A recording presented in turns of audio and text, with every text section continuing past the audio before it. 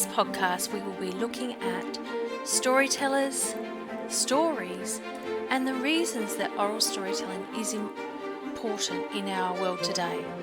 You would think with all the technology we have available that stories do not have a place anymore, but they are needed more than ever. For in storytelling is where we find truth, we find reality, and we find the heart of what it is to be human. Welcome to the heart of storytelling. My name is Alyssa, and let's go on an adventure. Welcome to this week's podcast. This week, if you love science, you're in for a bit of a treat. We speak with US storyteller Fran Stallings, who combines story and science, and it's just a fascinating conversation that I found really, really interesting. I love the idea of specialising in a certain area in storytelling, and although I haven't found my area of specialisation just yet, I think it's a really good example of how you can specialise in storytelling. Here's Fran.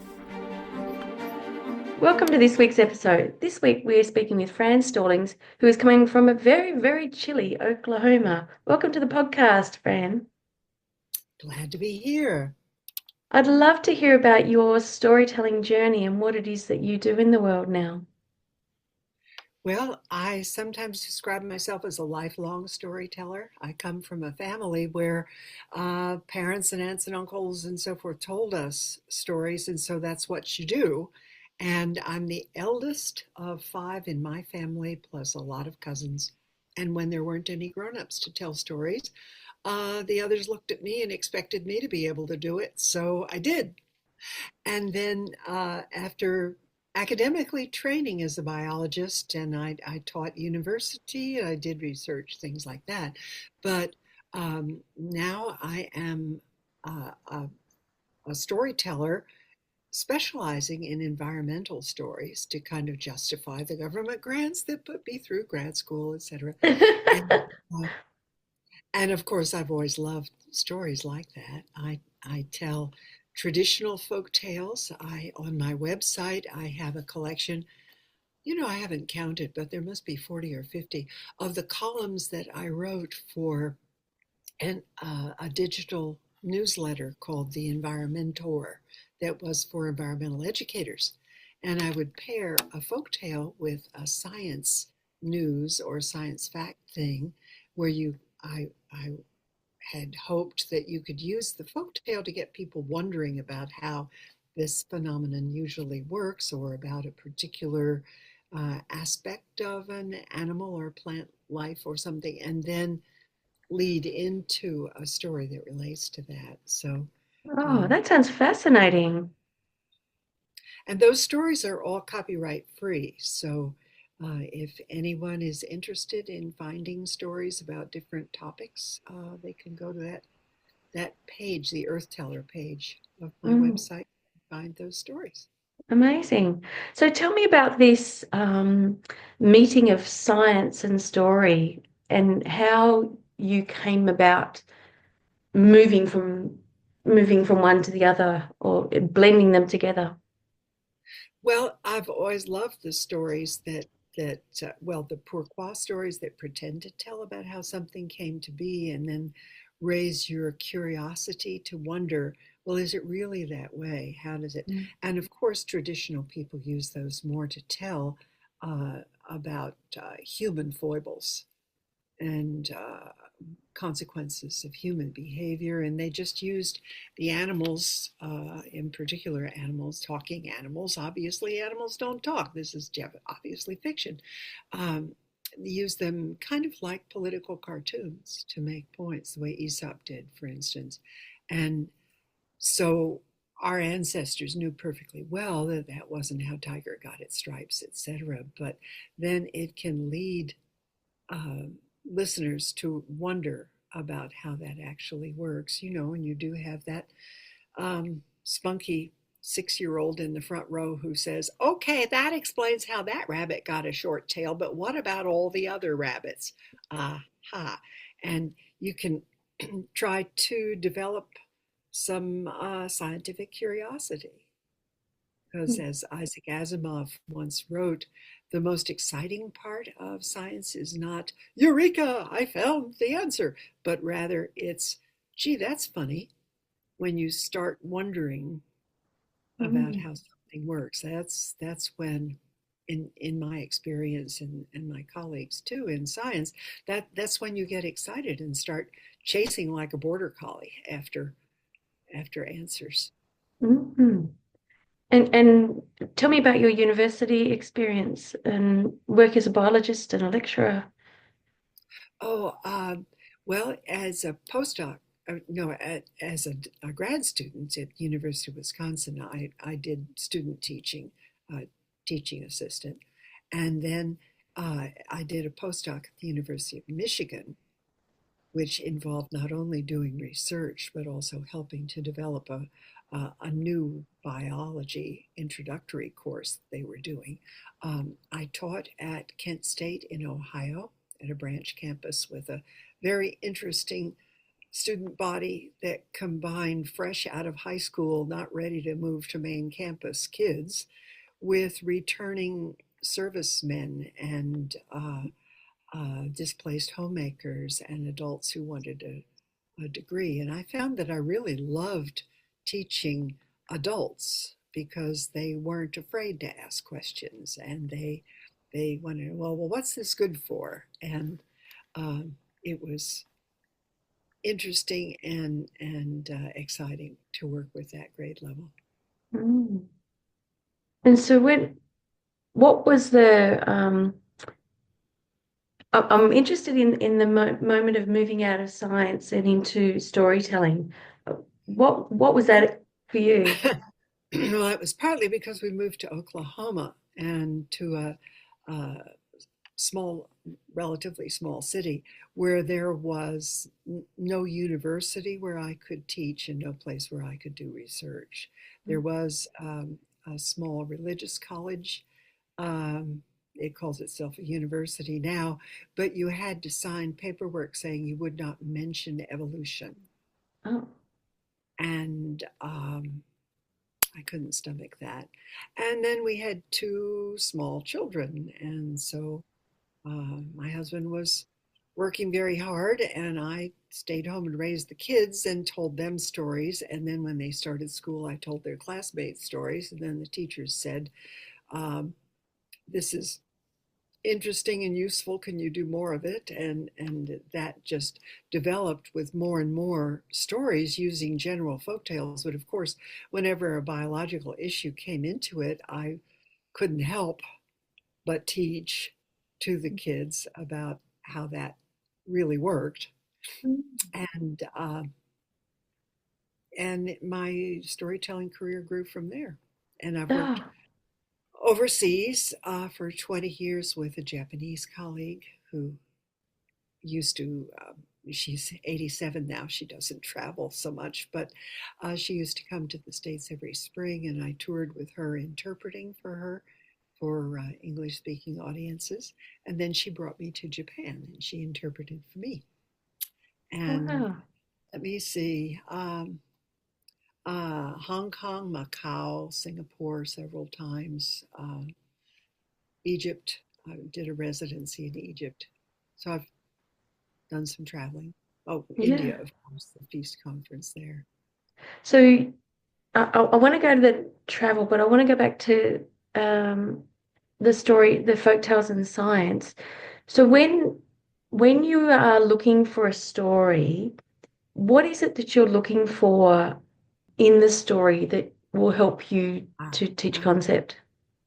Well, for instance, when I was writing, when the Environmentor was still being published, um, typically I would find an article in my science journals or in the news.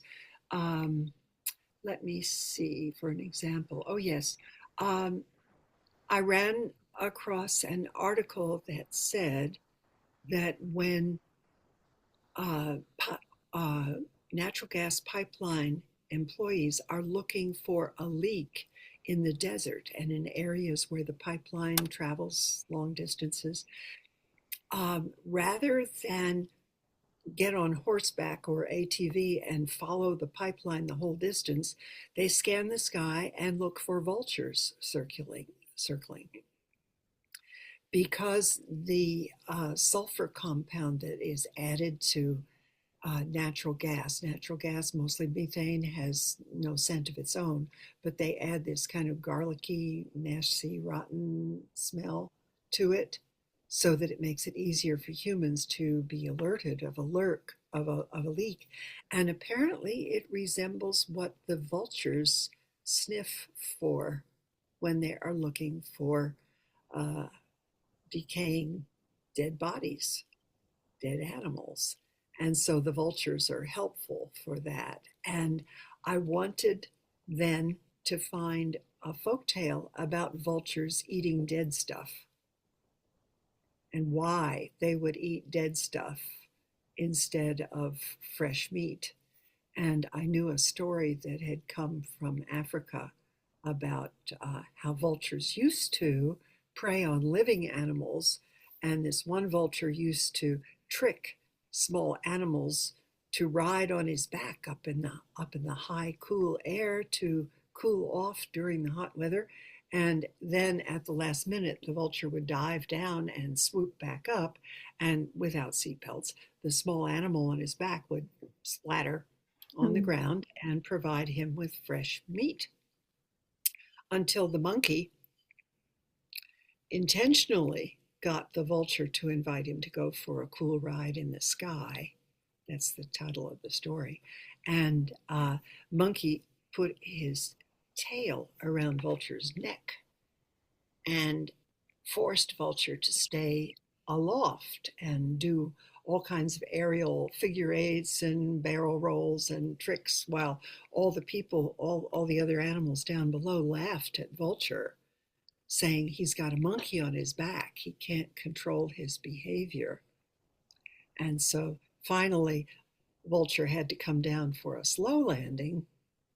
Monkey hopped off, but ever since, vulture shared the news with his friends that it's not really, that because of this, all this laughing at the aerial acrobatics, that the word would spread about tricking vultures, and so they better stick to things that are already dead. That story has been famous in the States as the origin of the term having a monkey on your back, of not being able to control your behavior because something is controlling you. And so it's a useful story for a classroom, for instance, to discuss about what is your phone, your video games, are they controlling your behavior, etc. But it does introduce this idea about, well, vultures do eat dead stuff and why that's awful, and you can discuss that and then take it to the news bit about vultures being handy for detecting natural gas leaks. Oh, that's just genius. I'm just so impressed, Fran, that you've had this joining these two concepts together and finding ways to engage people in science. We live at a time where science isn't valued very much in the general community, but that's just a magnificent way of doing it. Have you found some some exciting outcomes for the work that you're doing in that space? Well, one thing that I can say, I don't get much feedback on these stories. A lot of people say, "Oh, thank you, I will use these," but then they don't bother to tell me how it worked out. Park rangers sometimes use them. Um, I work as a volunteer in my neighborhood public school, the elementary school that my own children attended. It's just across the street. And there is a really gifted second grade teacher who has been working with me for several years. I come in usually on Tuesday mornings and tell a folk tale, and then the rest of the week he knows his curriculum so well that he can take advantage of the students' excitement with the story. They retell the story, they illustrate it, they make dioramas, they They do they act out the stories. So they do a lot of language arts activities with the story. But also, if I mention a rainbow, he's got prisms, and they split up the sunlight into prisms. I have a story developed by a friend of mine about the origin of the wildflowers that often cover the prairie in the spring. That Pecos Bill saw a rainbow and thought it was lovely, but it was too small for the wide prairie sky. So he lassoed rainbows and brought them down and stowed them in his saddlebags until he had enough to put together a patchwork big enough to cover the sky. He couldn't sew, of course, but he used cactus spines and he pinned them together. And they threw the rainbow patchwork up in the sky. And he said, "Yep, now there's a real prairie-sized rainbow." But the sun didn't like it. The sun said, "All his stripes is tacky looking." And the sun shone down so hot that the cactus spines turned to char and crumbled, and the rainbows melted and fell into the dry prairie earth and disappeared. And all fall and winter, Pecos Bill sulked over having wasted all his time making a rainbow for everyone. But in the spring, when the spring rains came and soaked into the ground, the bits of melted rainbow sprouted and grew and bloomed. And then I've researched what different colors of wildflowers will be on the prairie all at the same time. And so you had red Indian paintbrush, red and yellow Indian blanket, which looks orange, yellow coreopsis, green spider milkweed, which has green flowers, bluebonnets, and purple prairie phlox, and covered the prairie. And he said, there's a real prairie-sized rainbow. And so it not only talks about what rainbows are and why you could not actually lasso them and roll them up, that Mr. Coffin does with his students, but also he has printouts of those flowers in black and white outline, and the kids color them and learn their names so that when they see them bloom, they'll know what they are. Oh, that sounds like a beautiful collaboration. How did that get started? Was it just because your kids were at the school and No, they were at the school much earlier, but I came to the school one time to do a big assembly, and the kids loved it, and it was on. I don't even remember what the topic was. I've got Oklahoma history stories and things like that. I don't remember what I did that time. But I saw him afterward, and he said, if you ever want to come tell stories in my classroom, I'd be glad to have you. And I had enjoyed coming to my kids' classrooms when they were going through elementary school. So I took him up at that opportunity. And when we began talking about justifying this, taking time away from time on task, studying math or whatever, he came up with all these things. And so we've got at least 30 different story and school activity things that he's developed. And we've done workshops together virtually, where he's in his classroom, I'm here at my desk, and participants are wherever they are on Zoom. And we've done workshops explaining how the curriculum connections are made and illustrating them with pictures of student artwork and the kids acting out the stories and so forth. Oh, I'm a teacher, so that really excites me very much.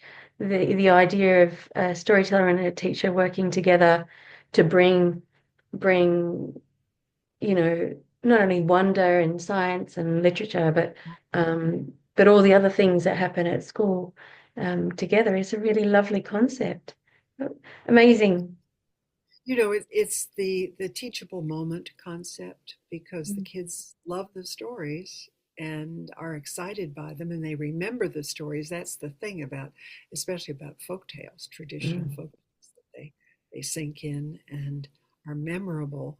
And so they have a common material together without having to read, because the second graders are still getting their feet under them in terms of writing. And two of my younger brothers were dyslexic to the point that elementary school was very traumatic for them, because at that time the word dyslexia was not known. And you're not trying, try harder. And those poor boys. But I told stories to them a lot, and we acted out stories, and we did things like that, so that their verbal skills were very strong. And I came to believe, now there are other kinds of lexias that are, well, dysfunctions, where hearing language is a problem, but it's not as common as dyslexia, which is reading and writing problems.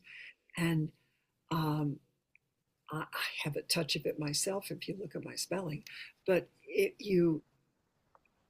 I'm a big proponent of oral rehearsal for storytelling, of presenting the students with a story orally rather than handing them a sheet of paper with a story outline on it, and letting them work with the story that they've heard, and then they can do their own variant on it, and so forth.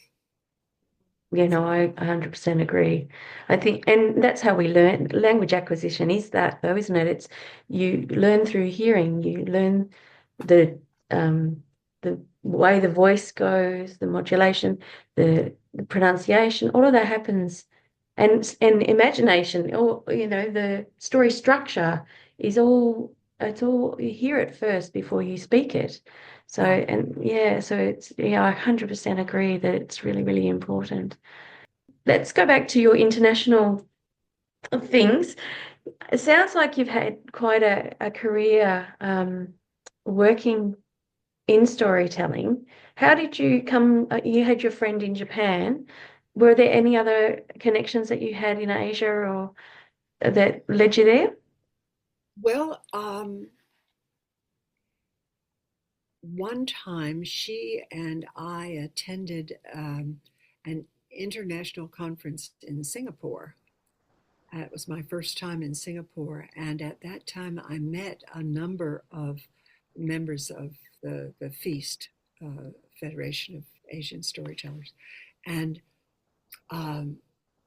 they invited me, people who attended my workshops invited me to come back to other things. There was an English woman who was teaching at a middle school, international middle school in Hong Kong, and invited me to come back for a residency there. And I taught storytelling and did a lot of things there. And that led to my work in Macau. And then we attended the Feast conference in India.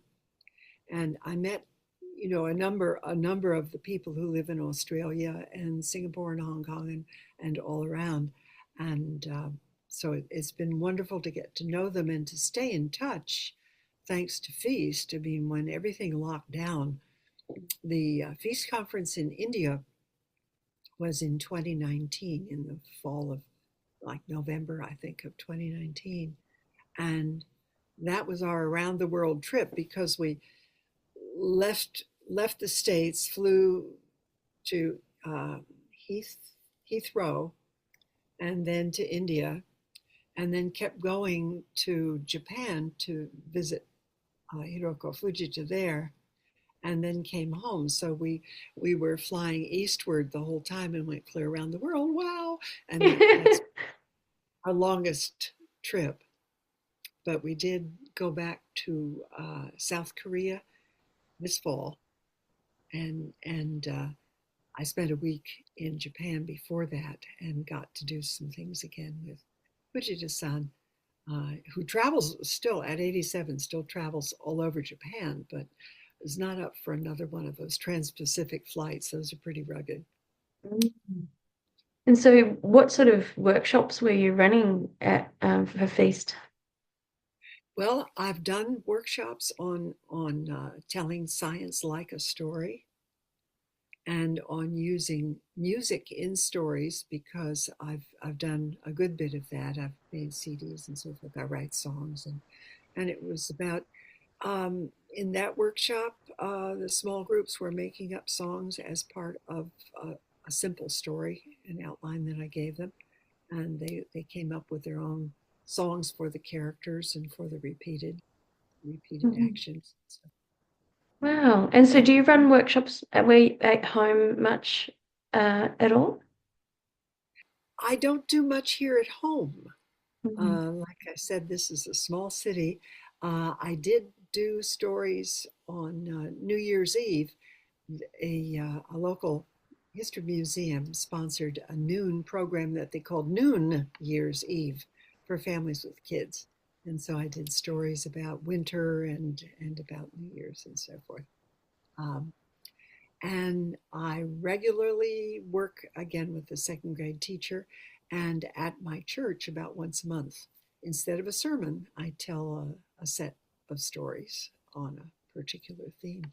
Um, but other than that, there's not a lot going for me here in town. Most of my work, I either travel, like this weekend, I'll be going to Missouri to attend a conference, a festival weekend retreat of nothing but storytelling, sponsored by River and Prairie Story Weavers. And then in a couple of weeks, I may go to a statewide retreat in Oklahoma. But a lot of my other work is done over Zoom, thank goodness. Mm. Uh, I did a keynote address last fall for the University of Bologna in Italy, and it was a 70-minute keynote over Zoom. And as I said, Jeff Cawthon and I do workshops over Zoom, where he's in his classroom and I'm in my office, and we can reach out. It's not the same as doing workshops in person, and especially the small group activities, because I feel very strongly that it's not a workshop unless you work. And so we have either individual brainstorming, writing, and then sharing activities, or small group things using the breakout function on Zoom. Mm. And the hard thing with storytellers is they get to talking to each other and don't do the work. But oh, maybe they're inspired. So your specialist area, I read somewhere, is environmental stories. Was that what I Yeah, read? yeah. Yeah, I'm an earth teller. Earth Teller. Let me tell you how that happened. A colleague of mine, Lynn Maroney, was a storyteller and kind of the godmother of storytelling in this state. She was in Oklahoma City, and whenever I had residency work or something in the Oklahoma City area, I would stay with her, and we would, she was kind of my big sister, and we talked shop a lot. And her specialty was star lore. She's Chickasaw Indian. Mm. Her specialty was indigenous star lore. She probably was the world expert on star lore, had a whole wall of reference books. And she had been the artistic director at the Oklahoma City Planetarium doing constellation programs. And she and I got to talking about how we were not as young as we used to be, in these 2 3 week residencies out of town were not all that welcome. And what we wanted to do was to train other people to learn to use storytelling. And so we paired up as Earth and Sky storytellers. And she had been using the title Sky Teller. She even had a custom license plate that said Sky Teller on her car. And she said, I could be Earth Teller. So for a while, we did residencies in schools where she told sky lore and weather lore, and I told stories about plants, animals, geology. And while one of us had an assembly with some of the classes, the other had an in-school service training with their teachers so that we would have a chance to train the teachers who were reluctant to stay after school for a training. And decades ago, the state school system required teachers to have a certain number of in-service training units per year. And that was great because during the summer I taught courses at Panhandle State University and trained teachers and librarians to get them comfortable telling whatever they found, whether it was a picture book or something else, to tell it like a story. But the state, in its wisdom, decided that wasn't necessary. And so getting teachers motivated to get the training so that they could use storytelling in their classrooms was a challenge. And that was the way Earth and Sky Storytellers did it for a while. But even that was difficult. At any rate, I kept the name Earth Teller and began writing the column for the Environmentor newsletter as Earth Teller Tales. And have you published storytelling books? I've published books of Fujita-san stories, the Japanese stories. I've got 4 of those. And I found with books and also with my CDs that it means that, publish, once upon a time, publish meant make public. And publishers did publicity and they did marketing. They don't anymore.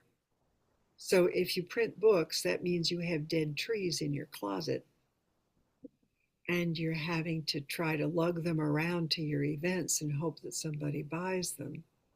That's why I put my Earth Teller tales online, free for people to find them on my website. Good on you. I'm going to have to go search these up because I think it's just a fabulous, fabulous concept. And the Earth and Sky, genius. I imagine it was well received. Well, it was loads of fun to do. We had interesting experience traveling together and staying in flea bag motels because they couldn't pay us a whole lot. But Lynn is retired now with medical issues, but I fondly remember so many of the stories that she told, but they were Native American stories, and I am not indigenous at all. And so currently the atmosphere among my fellow professionals is that unless you are indigenous, that you don't tell indigenous stories. I have been given some stories by, I live in Oklahoma. We have, 39 different nations of indigenous people living here. My neighbors are Cherokee, Lenape, and Osage. And some of them have given me stories that they want told. So I can do that as long as I let my colleagues know not to lynch me over doing it. And when I'm overseas and people want to hear indigenous stories and there's no opportunity for a Cherokee or Osage person to come there, I know the stories and I will sometimes share them. But Lynn's Skylore was wonderful, and I love the opportunity to hear her stories. Oh, she sounds wonderful. So this podcast is called The Heart of Storytelling. What do you think is at the heart of storytelling, and why do we still need it in modern times? I think stories are the way that people make sense of things. Just facts don't make sense. And people have a tendency to pay attention and retain an explanation that makes sense. Unfortunately, there are a lot of ideas out there that appeal to people's prejudices and fears, and they are not scientifically true, but it makes sense in the context of your prejudices and your fears. And so yes, yes, yes. Oh, I believe that. Oh, that's wonderful. And and and it's tricky for someone with a science background to see how these things go viral and people latch onto them, and it's very difficult to dissuade them when they've caught. But it's because humans tell stories. It's what we do. In terms of the work that you do, where do you see the work headed? What do you see its place? Um, I I would like to do more of this teaching of using stories to get people into science, get people wondering, get people asking questions instead of just swallowing whole the next idea that comes along. Mm, Let me give you some examples I've run into recently. The idea of right brain, left brain, that right brain does one set of things, the left brain does the other set, that is totally bogus. It is not substantiated by research. To the extent that there's this kind of division, it applies to some right handed people. It doesn't apply to left handed people. It doesn't apply to many right handed people. So the idea of, oh goodness, one of the most ridiculous things I heard recently was stimulating the side of the brain by sniffing something with one nostril as opposed to the other nostril. Um, you know, mm. your nostrils go to your lungs, it all mixes together. There may be some nerves on one side or the other, but that means they would go to the other side of the brain because it crosses over. Mm, Um, uh, bogus, bogus. yeah. But it's so nice to think that everything could be divided into right and left, Mm, black or white, up or down. We mm, we are inclined already to think that way, to divide things mm, into two different things. That, let me see, there are only two kinds of people. There are the kind of people who divide everything into two kinds. But um, I think confirmation bias is what it's called. When you hear mm, something that reaffirms, it fits comfortably into your head because it inclines the way you want. Oh, more recent disappointing thing. Have you heard of the Wood Wide Web?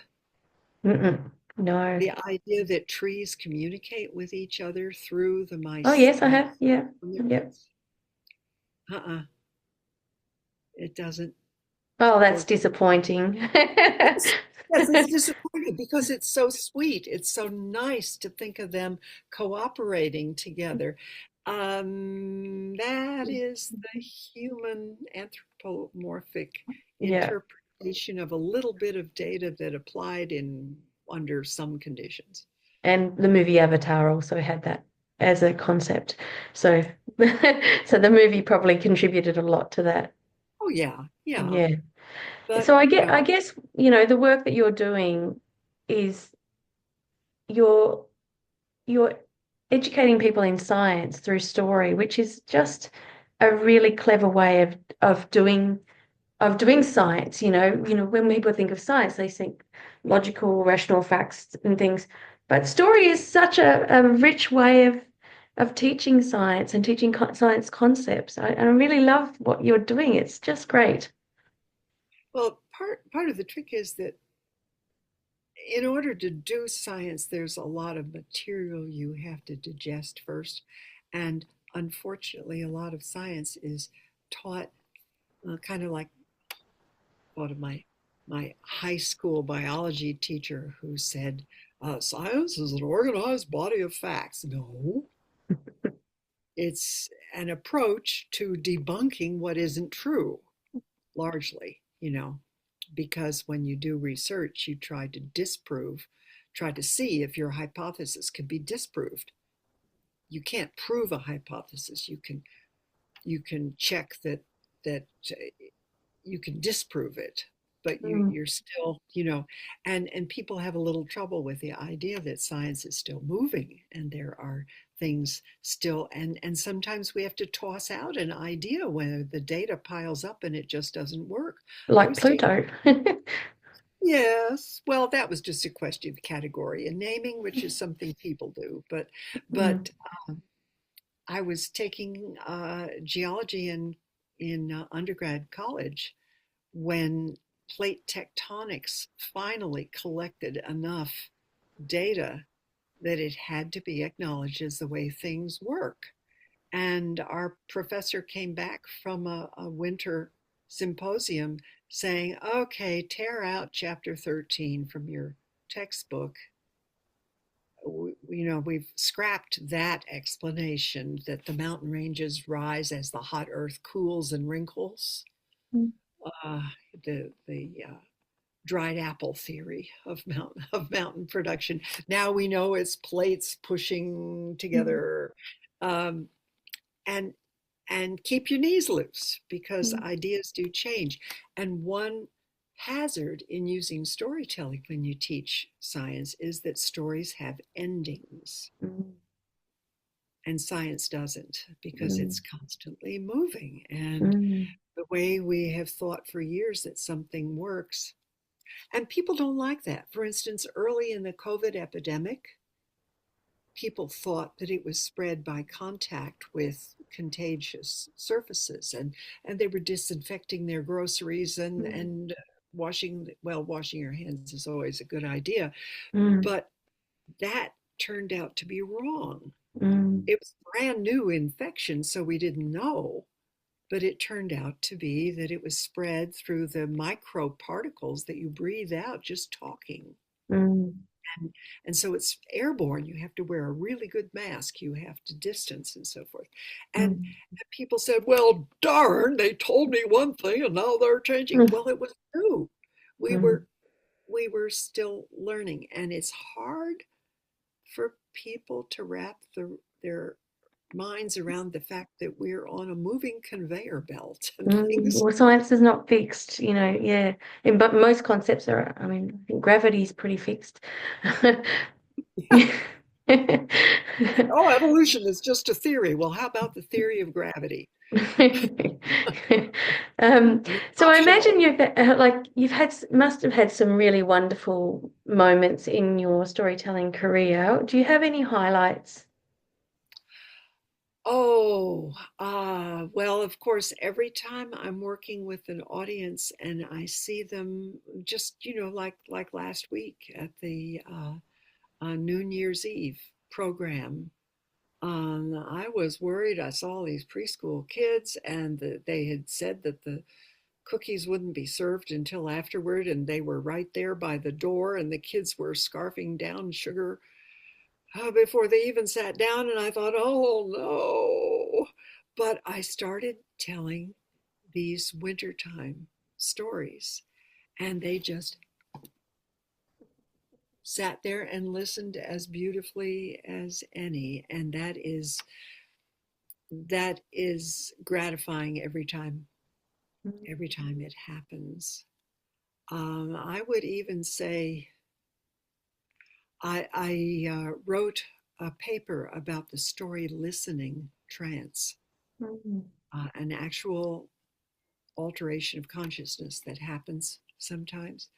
And I believe that's a very powerful thing. It doesn't happen all the time, and it certainly Mm. doesn't happen when people are just telling these moth type stories about the time my underpants fell down or the time I, Mm. I was caught for drunk driving.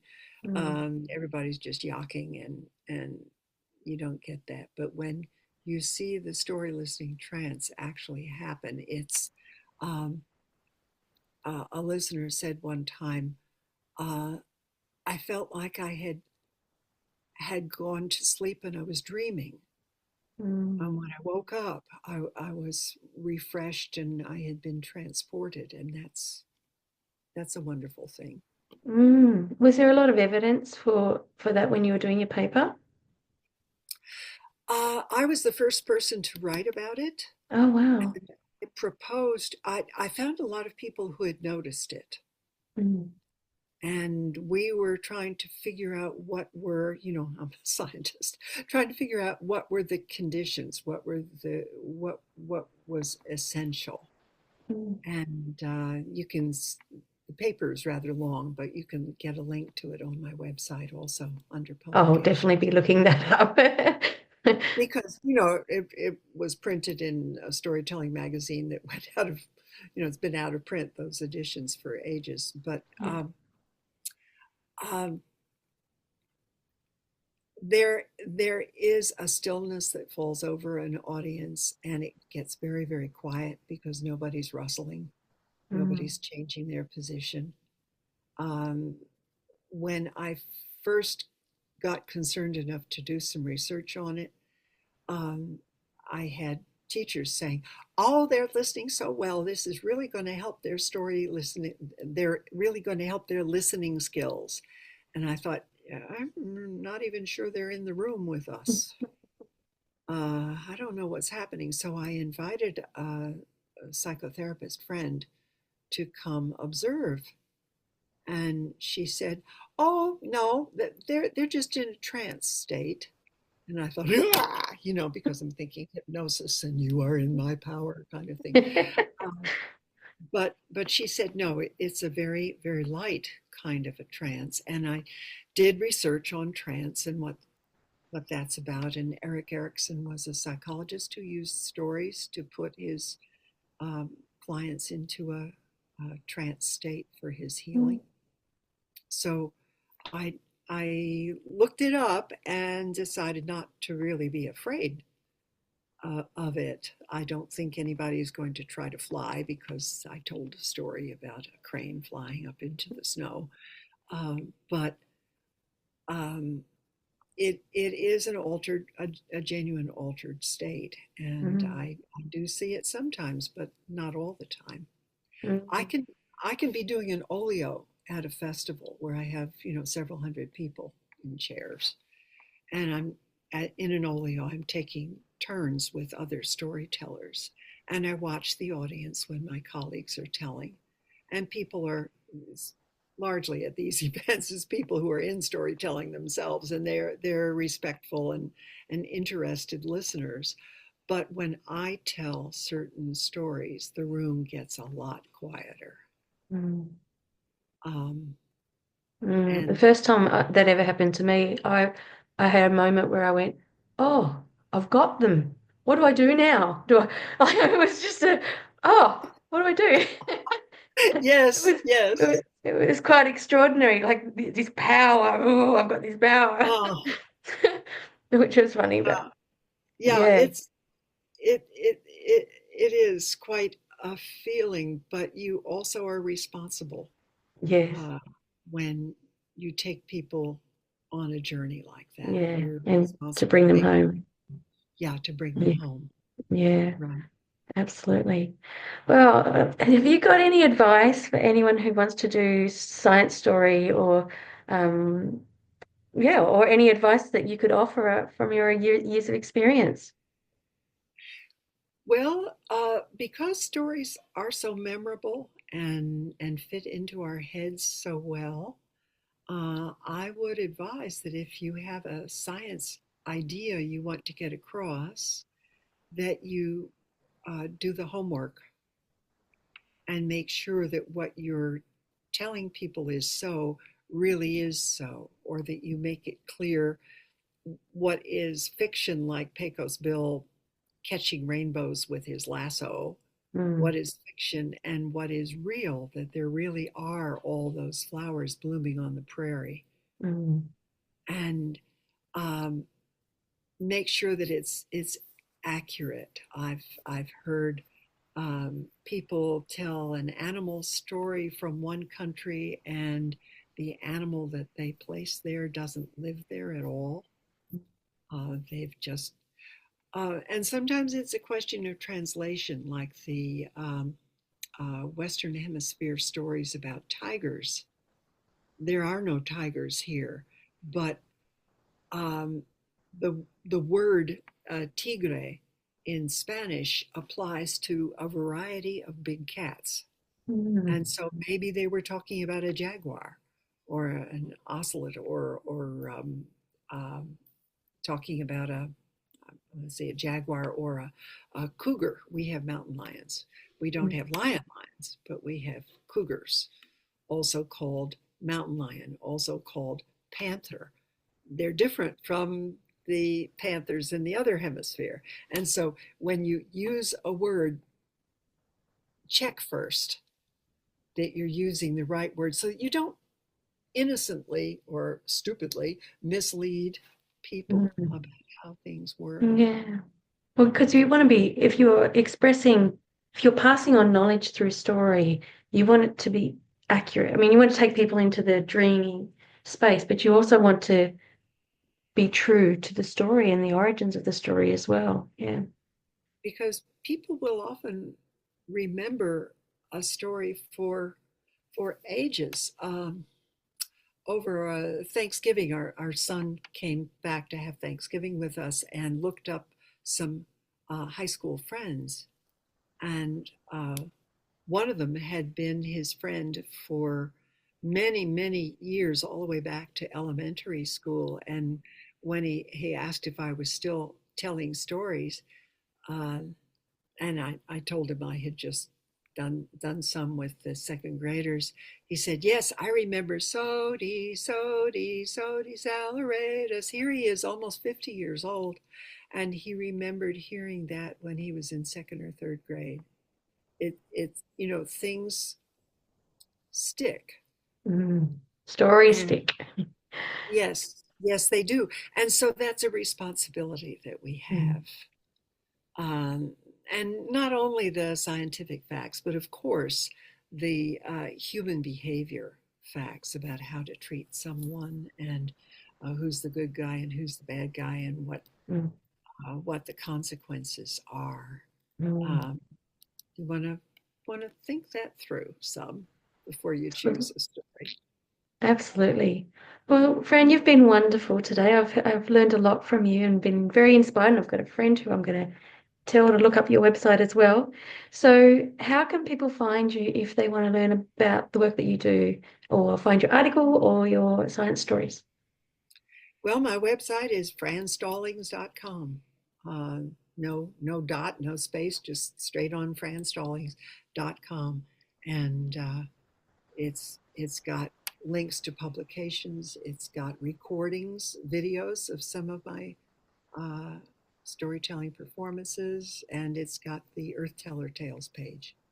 Amazing. Well, thank you so much for your time today. I really, really appreciate it. Well, thanks for talking with me. I've got to look at your. If you've enjoyed the podcast and would like to support me to continue the work that I'm doing, please head to buymeacoffee.com/Alyssa Curtain and make a donation or sign up for a subscription. This is a passion project, and as such, it is voluntary. So your donations make it easier for me to continue this work. Thank you for your support. Well, that's our episode for today.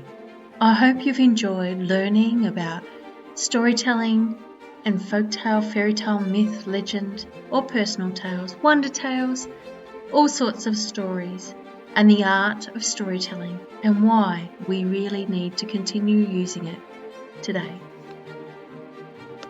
You can find more information about me at alyssacurtain.com or at Alyssa Curtain Stories on Facebook, Instagram, YouTube, and TikTok. I hope that you can find your heart in storytelling.